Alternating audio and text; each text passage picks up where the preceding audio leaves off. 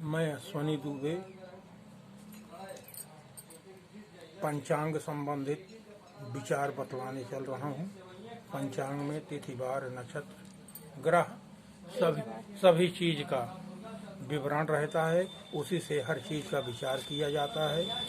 विचार में 16 संस्कार आते हैं। 16 संस्कार में गर्भाधान, पुंसवन, सीमंत, भूमि उपवेशन अर्थात आदि संस्कार आते हैं। मुख्य संस्कार जिसमें जैसे आ गया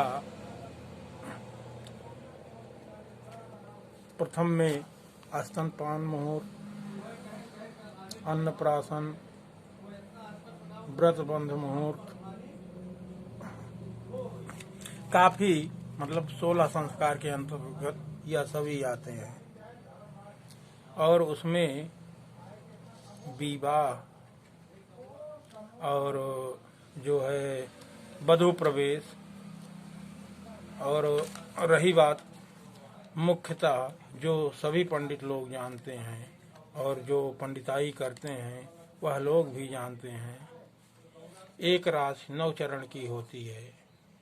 9 अक्षरों से एक राशि बनती है और 27 नक्षत्र होते हैं। 12 राशियां होती हैं और 12 नौइयां 108 108 चरणों का 27 नक्षत्र होता है। इसी 27 नक्षत्रों के अंतर्गत 12 राशियां आती हैं। और जिस प्रकार एक माला में 108 गुड़िया होती है, उसी प्रकार जो है 12 राशियां भी एक माला की तरह बनाई गई हैं और उसी से सभी का विचार किया जाता है। विवाह करने के लिए गणना का विचार होता है। विवाह में गणना जो है 36 गुण तक कही गई है, लेकिन विवाह जो है 28 गुण से ज़्यादा नहीं बनता।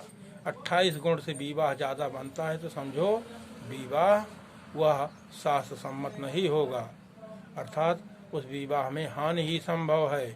अर्थात 18 गुण से प्रारंभ होकर के 28 गुण से ज़्यादा विवाह नहीं बनता और 18 से कम भी है तो विवाह नहीं हो सकता और 28 से ज़्यादा भी है तब भी विवाह से हानि हो सकती है।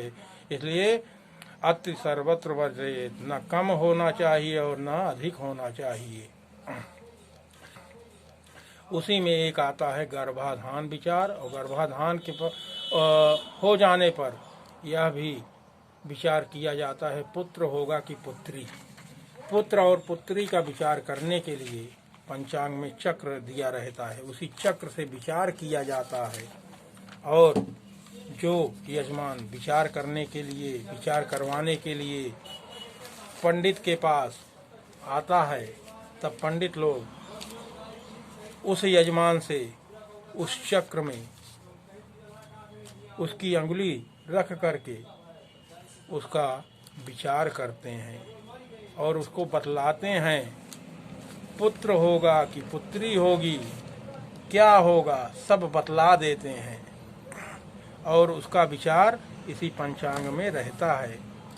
और पंचांग में अंगुली रखवा करके तब उसका विचार किया जाता है और वह पंचांग जहाँ पर है वह भी हम आप लोगों को दिखाएंगे।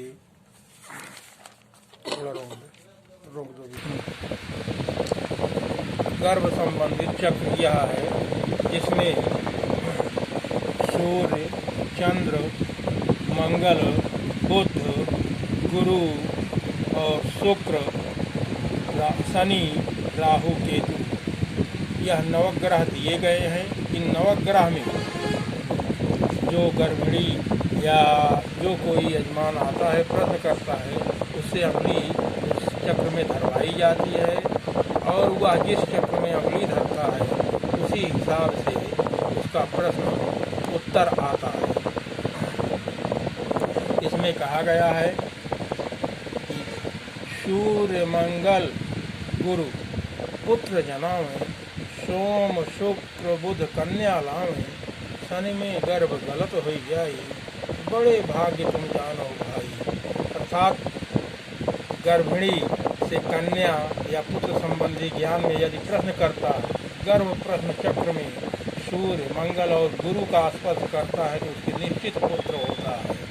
और चंद्रमा, बुध और शुक्र के स्पर्श से गर्भिणी की कन्या उत्पन्न होती है। और शनि के स्थान पर अंगुली रखने से गर्भपात होता है। राहु से पुत्र पुत्री तथा केतु से नपुंसक जानना चाहिए। यह इस चक्र का विचार कहा गया है। आप लोग ध्यान दे करके इस वीडियो को देखें और सुने। धन्यवाद।